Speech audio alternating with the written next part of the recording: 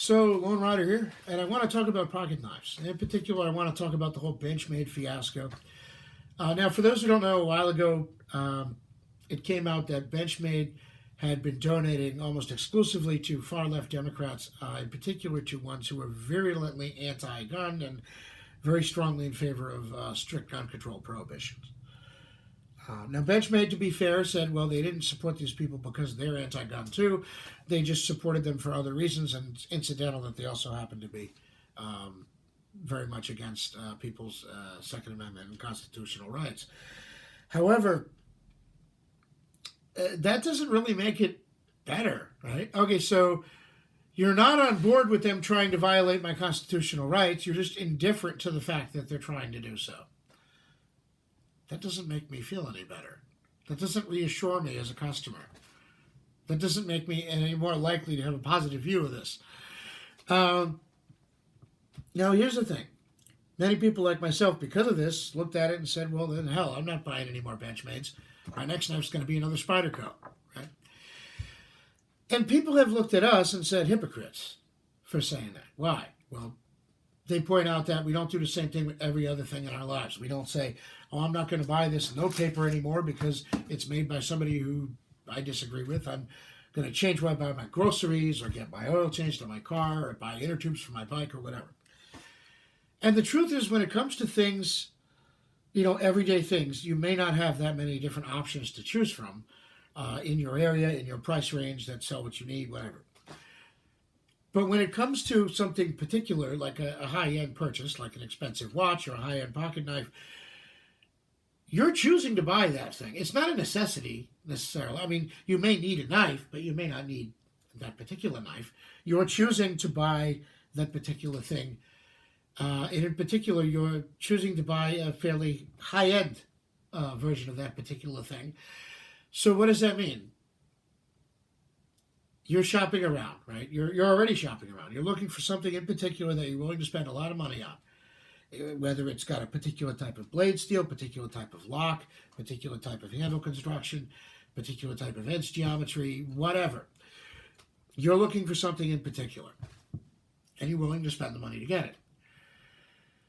And since this is something that you're going to be carrying on your person every day as part of your daily articles that you're going to be using every day perhaps,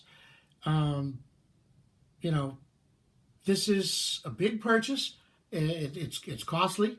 It's something you're going to be stuck with for a long time. It's going to last pretty much forever if it's well made. And you're going to be carrying and using it every day. So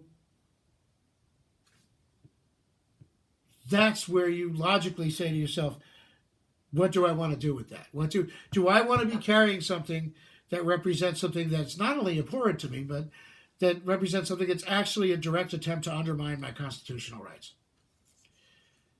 That's the difference. And I think it's important to note that it's not just a question of, oh, I don't like their politics, right? Because everybody disagrees with everybody about politics. But most political disagreements are kind of abstract, right?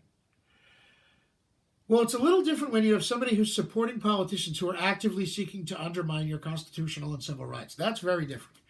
That's not a purely abstract or intellectual disagreement. That's those people, at the end of the day, are threatening to take your stuff away and maybe put you in prison. So all of a sudden, it becomes more of a real thing, right? So that's where you're going to focus your effort.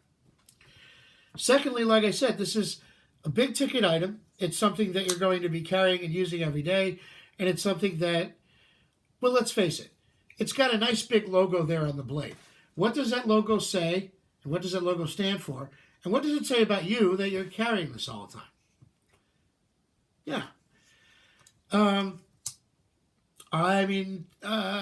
Some people invest more significance in, company identities than others, brand identities. But at the end of the day, do I want to be carrying something that I have to be ashamed of? People be like, oh man, is that a Benchmade? Nah, man, it's a Chinese knockoff, right? Because you don't want to tell them, yeah, you spent good money on a Benchmade. Why? Because of what Benchmade stands for. So you're going to go, no, I don't want a knife that I have to be embarrassed by or ashamed of the fact that I purchased it, that I gave them my money. And that And there's plenty of good companies out there. Spyderco comes to mind, that make a good quality product. Many of them, like some of these Spydercos, are made right here in the US of A. And these companies conduct themselves decently, and they don't attempt to support politicians who undermine your constitutional rights. So why don't you give companies like that your support?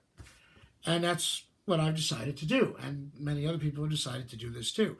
The fact that we can't, or that it's impractical for us to implement the same decision-making process in every single aspect of our life when it relates to economic transactions doesn't make us hypocrites. It makes us realistic people who are just looking and saying, okay, I'm going to do what I can, where it matters the most to me, and is going to affect me the most on a personal daily basis.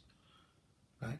So something that I'm going to carry and use every day, that I'm going to be a little more concerned about what it represents than the throwaway lid on the top of my styrofoam cup or whatever.